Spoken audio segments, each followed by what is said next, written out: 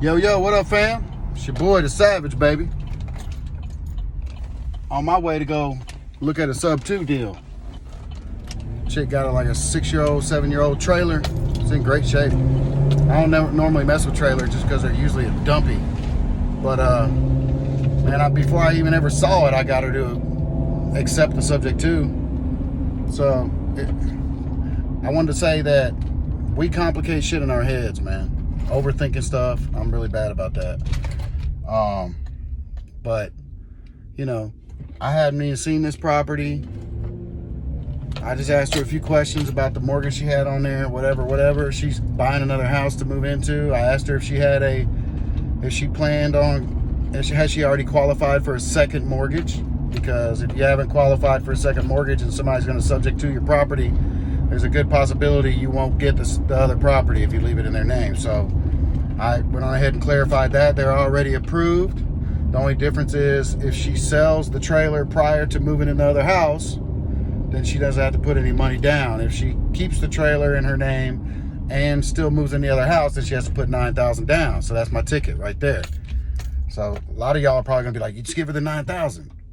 Nah, I'm gonna give her $4,000, maybe $3,000. So, and I might not give it to her right out the gate either. I might give it to her in 3 months or something like that. Or I might give her $2,500 up front and $2,500 in 6 months. Something like that. So, you can do whatever you want, man. It's whatever everybody agrees on. So, just saying, subject to is not that big of a deal. It's not that big of a thing. It's all about how you talk and how you present it and what you say and how you say it and when you say it. So just the communication skills with the sellers is crucial. You know, you have to be able to think about it, how you can get what you want, but how you can alleviate what their pressures are. What do they need? She needs to make sure that thing's covered one way or another, whether she keeps it or gets rid of it. She needs to know that either way, she's not paying 2 mortgages. Okay? It's a nice trailer, and so she knows it's worth a little something, and it is. But, you know, I gave her the ability to know that it's covered, right? I told her, I said, look, we can take over your payments because trailers are usually over leveraged if they have a mortgage on them. We can take over your payments once I found out the payment, and you know, it'll stay in your name. So before I told her it'll stay in her name, I asked her, I said, have you tried to get a secondary mortgage? Or have you been approved for a second mortgage? She said, yeah. So she's already looked into it. They're already moving forward. The corona's holding them up, really. But, and then I offered her, once I knew that she already had a second, you know, they're proactive. So they already looked to get another mortgage before they sold their house, like smart people would do, and found out they qualify for a second mortgage. So that's good. So I used that to my advantage, and I said, well, that's great. You know, I can help you with your down payment probably. And then just take it over. Put somebody in there, make $700 a month. And since it's relatively new, not really any maintenance needs to be done.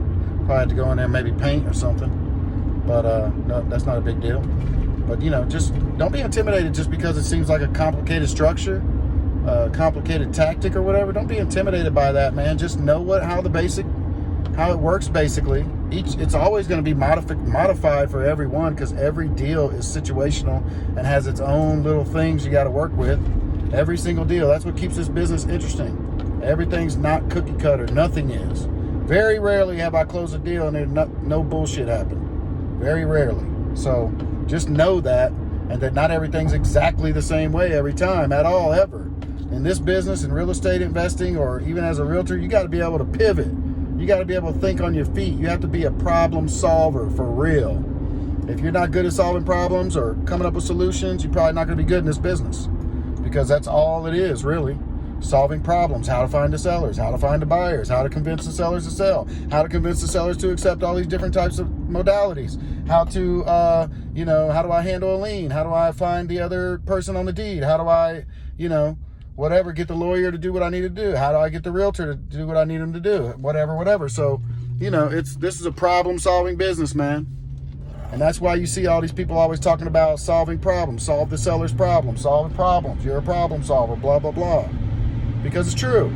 This business is about being able to solve problems. not just alleviate the seller's stress.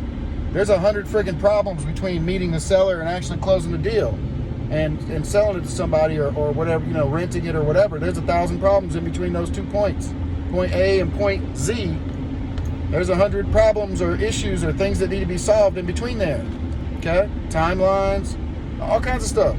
It's always like that. Every deal is like that. So just know that when you're going into a deal, there's probably going to be something in there you got to deal with. Or if not many things. Okay? Maybe she wants to do a subject to and she's scared and needs me to put down $5,000 and make her let her know I'm serious. Now solve that problem, right? Maybe she doesn't want to do the sub 2 because she's scared, so maybe I'll do a lease option. I mean, you have to be able to pivot and think on your feet, people. Don't be scared just because it seems like something foreign and you don't really know all the intricate details about different deal strategies or deal structures, because you're not ever going to know it all, because everything is partially, every deal, there is something that you have to create by problem solving, okay? So nothing is ever straightforward, ever. So don't be intimidated or scared by that. Just go out there and get it, man. And when you talk to people, talk with people with confidence, like you've done it 1,000 times, right? Because you know that you're going to have to learn along the way. No matter whether you know it really well or not, you're still going to have to use your brain and figure stuff out.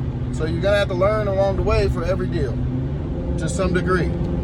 So if you go into it like that, confident that you already know you're going to have to learn, right? You're going to have to learn something along the way, or at least rack your brain to figure out how to solve a problem or get a solution for something. Then you can go into it confident because you have the basic nuts and bolts down. Everything else is just shaking and jiving, man. Everything else is just, maneuvering. So go into it with confidence like that, man, and people understand. Like when I presented that to her, she didn't hesitate to say okay. She didn't even think about it. She's like, yeah, I can probably do that. Done. And so that's what I'm doing. I'll let y'all know how it goes. Hey, get out there and make some money, player. Don't be scared about all this stuff. There's money out here. If you can't close a deal right now because the city's closed or the lawyer's closed or whatever, stack them up and put the contract open-ended because of this, and use that as an advantage to you to tell the seller, I can't guarantee the closing date because of all this. But as soon as they open, we're on it. And then we have to go through the process of the title search and blah, blah, blah, blah, blah. Okay? You can use that to your advantage to give you more time. Use it. All right, y'all. I'm the Savage Investor. Check me out on Facebook and IG. And if y'all want some little basic real estate information, I can teach you whatever you need to know to a certain degree. Like I said, most of it is situational, so I can help you with that stuff too. But hit me up in the DM, send me a message on the Savage Investor on Facebook or Instagram. I got a very inexpensive little coaching program that I have that's very straightforward, very step-by-step stuff. So if you don't know where to start, or you trying to figure out where you are and how to get to where you want to be, hit me up. I got you. All right? And it's affordable, which you're not going to find affordable anywhere with anything in real estate. So that's why I'm doing it like that. So people that don't have $30,000 to waste on